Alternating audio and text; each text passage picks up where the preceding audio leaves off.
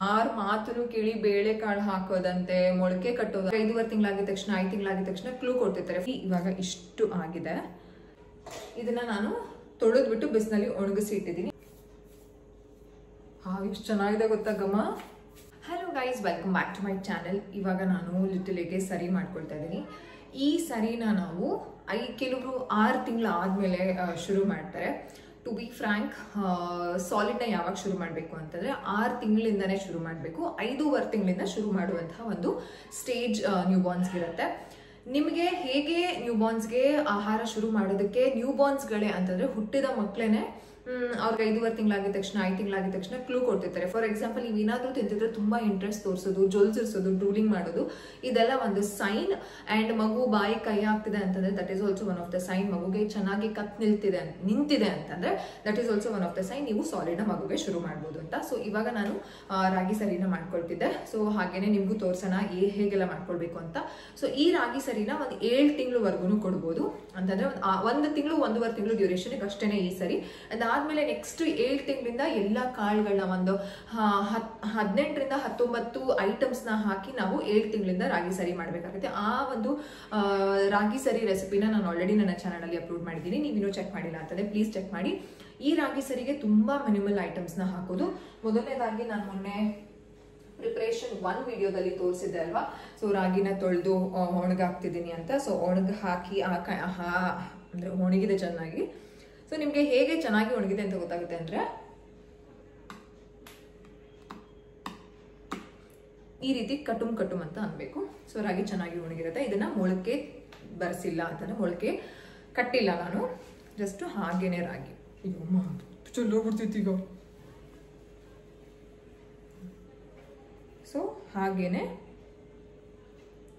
ರಾಗಿ, ಓಕೆನಾ. ರಾಗಿನ ಒಣಗಿಸ್ಕೊಂಡಿದ್ದೀನಿ. ಇದನ್ನೆಲ್ಲಾನು ಮನೆಯಲ್ಲೇನೆ ಮಿಕ್ಸಿ ಜಾರಲ್ಲೇ ಮಾಡ್ಕೊಳ್ತಾ ಇದ್ದೀನಿ ನಾನು. ಇದಕ್ಕೆ ನಾನು ತಗೊಂಡಿರೋದು 5 ಬಾದಾಮಿ. ಸೊ ಕೌಂಟ್ ಮಾಡ್ಕೊಂಡೇ ತಗೊಂಡಿರೋದು. ಸೊ 5 ಬಾದಾಮಿನ ನಾನು ಮಿಕ್ಸಿ ಜಾರ್ಗೆ ಹಾಕೊಳ್ತಾ ಇದ್ದೀನಿ. ಈ 5 ಬಾದಾಮಿನ ಆ್ಯಂಡ್ 3 ಗೋಡಂಬಿನ ಹಾಕೊಳ್ತಾ ಇದ್ದೀನಿ.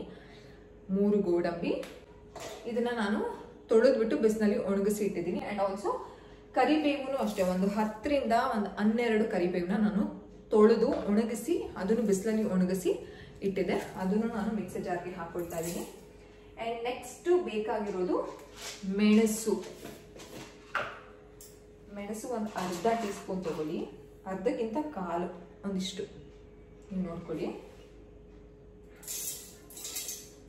ಓಕೆನಾ. ಒಂದು 20 ಕಾಳು ಬಂದರೆ ಸಾಕಾಗುತ್ತೆ. ನೆಕ್ಸ್ಟ್ ನಾನು ತಗೊಳ್ತಾ ಇರೋದು 3/4 ಟೀ ಸ್ಪೂನ್ ಅಷ್ಟು ಜೀರಿಗೆ.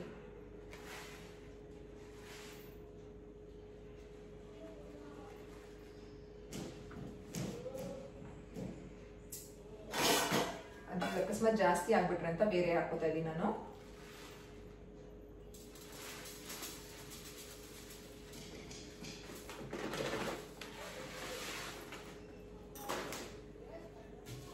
ಮುಕ್ಕಾಲು ಟೀ ಸ್ಪೂನ್ ಅಷ್ಟು ಜೀರಿಗೆ ತಗೊಳ್ತಾ ಇದ್ದೀನಿ.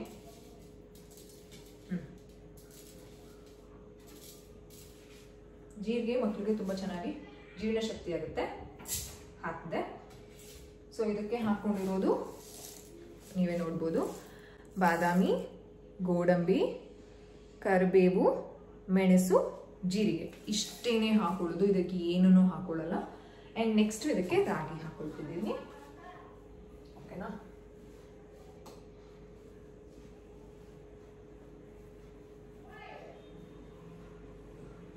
ಕೆಲವರು ಹೇಳ್ತಾರೆ ಸಾಲಿಡ್ನ ಸ್ಟಾರ್ಟ್ ಮಾಡಿದ ತಕ್ಷಣನೇ ಮೊಳಕೆ ತರಿಸ್ಬೇಕು, ಅದನ್ನ ಮೊಳಕೆ ಬರೆಸ್ಬೇಕು, ಆಮೇಲೆ ಕಾರ್ಡ್ ಹಾಕು, ಅದು ಹಾಕು, ಇದು ಹಾಕು. ದಯವಿಟ್ಟು ಸಾಲಿಡ್ನ ಶುರು ಮಾಡೋದಕ್ಕೆ ತುಂಬ ಪ್ರೊಸೀಜರ್ಸ್ ಇದೆ. ದಯವಿಟ್ಟು ಅದನ್ನು ಫಾಲೋ ಮಾಡಿ ಪ್ರೊಸೀಜರ್ಸ್ನ. ನನಗೆ ತುಂಬ ಮೆಸೇಜಸ್ ಬರುತ್ತೆ ಸಾಲಿಡ್ ರಿಲೇಟೆಡ್. ಸೊ ಲಿಟಲ್ ಹೇಗೆ ಶುರು ಮಾಡಿದಾಗ ನಾನು ಶೇರ್ ಮಾಡಿಕೊಂಡ್ರೆ ತುಂಬ ಹೆಲ್ಪ್ ಆಗುತ್ತೆ ಅಂತ ಇದನ್ನೆಲ್ಲಾನು ಶೇರ್ ಮಾಡ್ಕೊಳ್ತಾ ಇದ್ದೀನಿ. ಇವಾಗ ಇದನ್ನು ನಾನು ರುಬ್ಕೊಳ್ತೀನಿ. ನನಗೆ ಈ ಮಿಕ್ಸಿ ಜಾರ್ ಮೇಲೆ ನಂಬಿಕೆ ಇಲ್ಲ, ಅದಕ್ಕೋಸ್ಕರ ಚಿಕ್ಕ ಜಾರನ್ನು ಇಟ್ಕೊಂಡಿದ್ದೀನಿ. ಇದರಲ್ಲಿ ಅಕಸ್ಮಾತ್ ತುಂಬ ನೈಸ್ ಪೌಡರ್ ಆಗಿಲ್ಲ ಅಂತಂದರೆ ನಾನು ಅದಕ್ಕೆ ಹಾಕೊಳ್ತೀನಿ. ಸೊ ಇದನ್ನು ರುಬ್ಕೊಳ್ಳೋಣ ಬನ್ನಿ.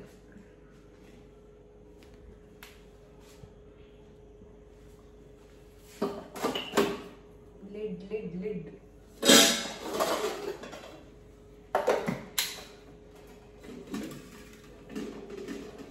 ಲಿಟ್ಟಲೆ ಮತ್ತು ಅದಿತಿ ಮಲ್ಕೊಂಡಿದ್ದಾರೆ.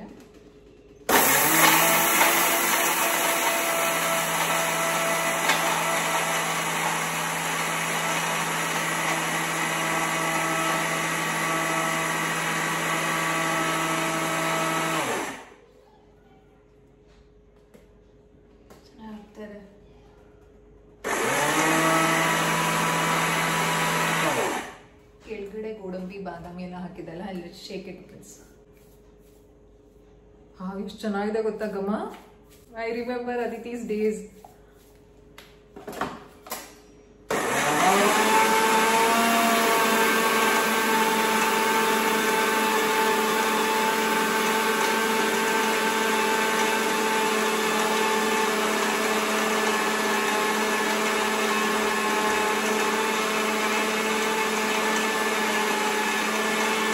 ಈಗ ನೋಡಿ ಇವಾಗ ಇಷ್ಟು ಆಗಿದೆ.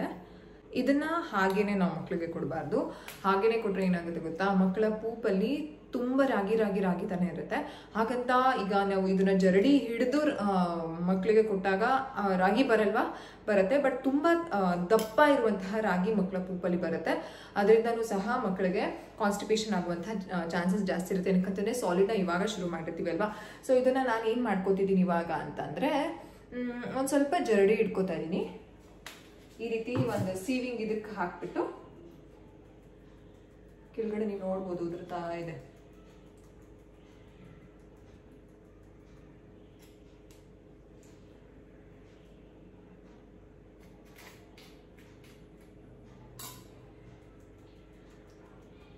ಸೊ ದಯವಿಟ್ಟು ಯಾರೋ ಹೇಳ್ತಾರೆ ಅಂತ ಅಂದ್ಬಿಟ್ಟು ಬೇಳೆ ಕಾಳುಗಳನ್ನ ಹಾಕೋದು, ತುಂಬಾ ಸಾಲಿಡ್ ಟೈಮಲ್ಲಿ ಏನು ತಪ್ಪು ಮಾಡೋದು ಅಂತಂದ್ರೆ, ಮಗು ವೆಯ್ಟ್ ಗೇನ್ ಆಗಲಿ ಅಂತ ಅಂದ್ಬಿಟ್ಟು ಸಾಲಿಡ್ ಕೊಡ್ತೀರಾ. ದಯವಿಟ್ಟು ಆ ತಪ್ಪನ್ನ ಮಾಡಕ್ ಹೋಗ್ಬಿಡಿ.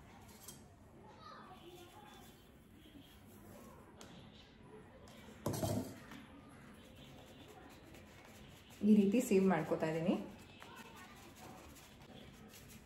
ನೋಡಿದ್ರಿ ಅಲ್ಲ ಎಷ್ಟು ಬಂದಿದೆ ಅಂತ.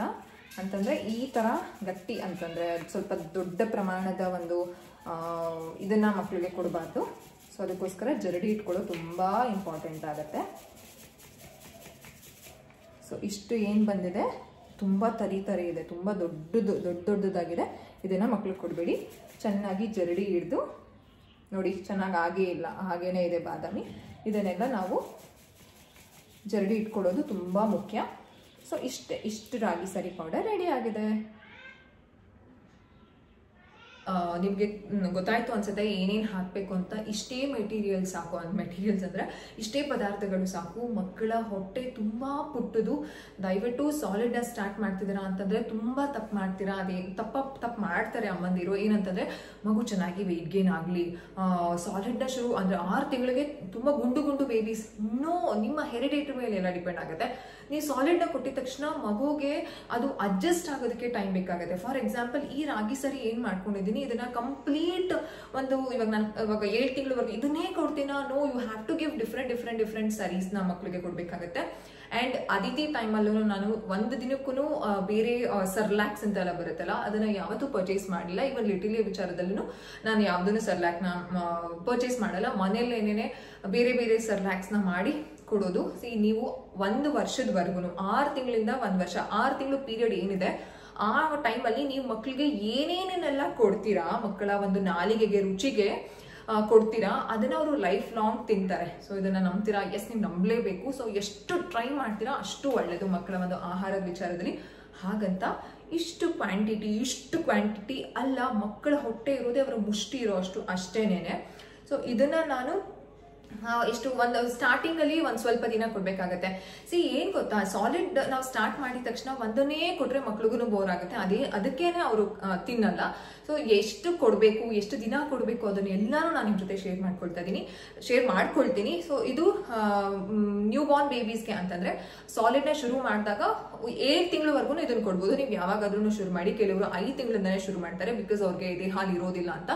ಅದು ಆಕ್ಚುಲಿ ಮಾಡಬಾರ್ದು. ಬಟ್ ಇದೇ ಹಾಲು ಇಲ್ಲ ಅಂತ ಅಂದಾಗ 5 ತಿಂಗಳು ಆದ್ಮೇಲೆ ಮಾಡಬಹುದು ಅಂತ ತುಂಬಾ ಒಂದು ಜನ ಅಂತಂದ್ರೆ ಈವನ್ ಅದಿತಿ ಟೈಮಲ್ಲಿ ನಂಗೆ ತುಂಬಾ ಕಡಿಮೆ ಆಗ್ತಿತ್ತು. ನಾನು ಡಾಕ್ಟರ್ನ ಕೇಳಿದಾಗ ಅವ್ರು ಏನು ಹೇಳೋದು ಅಂತಂದ್ರೆ 5 ತಿಂಗಳಾದ್ಮೇಲೆ ಮಾಡ್ಬೋದು ಮೇಡಮ್, ನೀವು ಮಾಡಕ್ ಇಷ್ಟ ಇದ್ರೆ ಮಾಡಿ ಅಂತಂದ್ರು. ಬೇಡ, ನಾನು 5.5 ತಿಂಗಳವರೆಗೂ ವೇಟ್ ಮಾಡಿ ಈಗ ಯಾವಾಗ ಅದಿತಿಗೆ ಲಿಟಲ್ಗೆ 165 ಡೇಸ್ ಆದ್ಮೇಲೆ ಶುರು ಮಾಡೋದಕ್ಕೆ ನಾನು ಪ್ಲಾನ್ ಮಾಡಿದ್ದು. ಇವನ್ ಅದಿತಿಗೂ ಅದೇ ರೀತಿ ನಾವು ಪ್ಲಾನ್ ಮಾಡಿದ್ದು.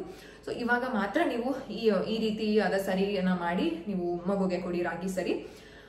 ಆ್ಯಂಡ್ ದಯವಿಟ್ಟು ಯಾರ ಮಾತನ್ನು ಕೇಳಿ ಬೇಳೆಕಾಳು ಹಾಕೋದಂತೆ, ಮೊಳಕೆ ಕಟ್ಟೋದಂತೆ ಆ ರೀತಿ ಎಲ್ಲ ಮಾಡಕ್ ಹೋಗ್ಬಿಡಿ. ಈ ರಾಗಿ ಸರಿ ಇದು ಏನು ನಾವು ಮಾಡಿದೀವಿ, ವೆರಿ ಮಿನಿಮಲ್ ಒಂದು ಪದಾರ್ಥಗಳನ್ನ ಹಾಕಿದೀವಿ ಅಲ್ವಾ, ಇದೇನೇ ಮಕ್ಕಳಿಗೆ ಟೂ ಮಚ್ ಅಂತ ಅನ್ಸುತ್ತೆ.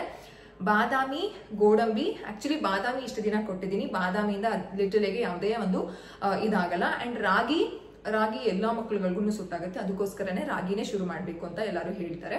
ಕೆಲವರು ಅಕ್ಕಿಯಿಂದ ಶುರು ಮಾಡ್ತಾರೆ, ಬಟ್ ರಾಗಿ ಇಸ್ ಗುಡ್, ಏನಕ್ಕಂತ ರಿಚ್ ಇನ್ ಕ್ಯಾಲ್ಸಿಯಂ ಇರೋದ್ರಿಂದ.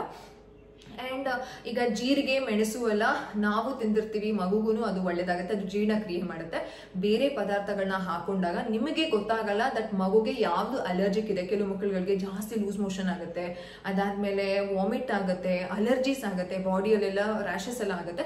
ನಿಮಗೆ ಗೊತ್ತಾಗಲ್ಲ, ನೀವೆಲ್ಲ ಬೇಳೆಕಾಳುಗಳಂತೆ ಅದಂತೆ ಇದಂತೆ ಎಲ್ಲ ಹಾಕಿದ್ರೆ ಗೊತ್ತಾಗಲ್ಲ. ದಯವಿಟ್ಟು ಇದೆಲ್ಲ ಟ್ರಯಲ್ ಅಂಡ್ ಟೆಸ್ಟೆಡ್, ಮಗುಗೆ ಸೆಟ್ ಆಗ್ತಿದ್ಯಾ ಅಂತ ನೀವು ಇನಿಷಿಯಲ್ ಡೇಸ್ ಅಲ್ಲಿ ನೋಡ್ಬೇಕಾಗುತ್ತೆ. ಅದನ್ನ ಹೇಗೆ ನೋಡ್ಬೇಕು ಅಂತಾನು ನಾನು ನಿಮ್ ಜೊತೆ ಶೇರ್ ಮಾಡ್ಕೊಳ್ತೀನಿ.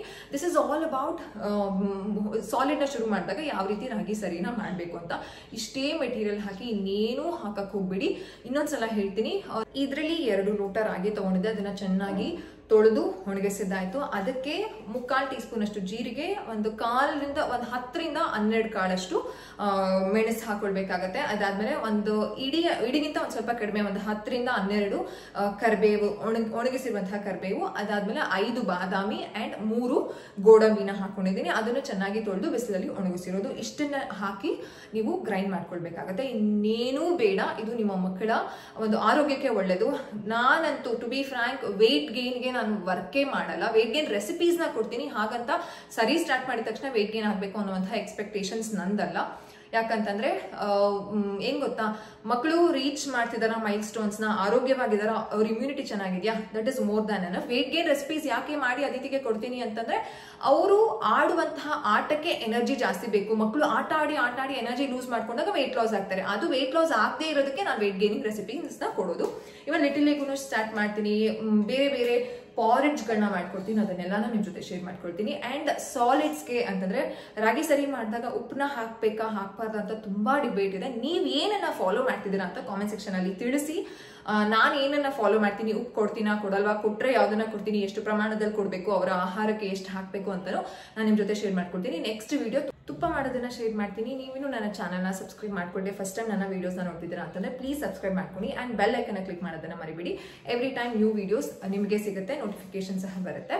ಅಂಡ್ ಪ್ಲೀಸ್ ಲೈಕ್ ಮಾಡಿ, ಬಿಕಾಸ್ ನೀವು ಎಷ್ಟು ಲೈಕ್ ಮಾಡ್ತೀರಾ ಬೇರೆ ಅಮ್ಮಂದಿರ್ಗಳು ರೀಚ್ ಆಗುತ್ತೆ. ನಿಮಗೆ ಹೇಗೆ ಹೆಲ್ಪ್ ಆಗ್ತಿದೆ ಅಂತ ನನಗೆ ಒಂದು ಖುಷಿ ವಿಚಾರ ಹೇಳ್ಕೊಡ್ತೀರಾ ಅಲ್ಲ, ನಿಮ್ ವಿಡಿಯೋ ಸಿಕ್ಕಿದ್ದು ನಮ್ಗೆ ತುಂಬಾ ಖುಷಿ ಆಗಿದೆ, ತುಂಬಾ ಹೆಲ್ಪ್ ಆಗಿದೆ ನಮ್ಮ ಮಗು ವಿಚಾರದಲ್ಲಿ ಅಂತ ಬೇರೆ ಅಮ್ಮಂದಿರ್ಗೂ ಹೆಲ್ಪ್ ಆಗುತ್ತೆ, ಅವರು ಖುಷಿ ಪಡ್ತಾರೆ. ಯಾಕಂತಂದ್ರೆ ಮಕ್ಕಳು ಅಂದ್ರೆ ಎಲ್ಲಾರ್ಗು ಒಂದೇ ಅಲ್ವಾ, ಎಲ್ಲಾ ಮಕ್ಕಳುಗಳು ಒಳ್ಳೆ ರೀತಿಯಲ್ಲಿ ಒಳ್ಳೆ ಆಹಾರ ತಿಂದು ಒಳ್ಳೆ ಚೆನ್ನಾಗಿ ಆಟ ಆಡಿ ಬೆಳಿಬೇಕು. ಅದೇ ನನ್ನ ಇಂಟೆನ್ಷನ್. ನಾನು ಏನೇನು ಫಾಲೋ ಮಾಡ್ತೀನಿ, ನನಗೆ ಏನೇನು ಸ್ವಲ್ಪ ಪ್ರಮಾಣದಲ್ಲಿ ಗೊತ್ತು, ಅದನ್ನೆಲ್ಲಾನು ನಿಮ್ ಜೊತೆ ಶೇರ್ ಮಾಡ್ಕೊಳ್ತಿದ್ದೀನಿ.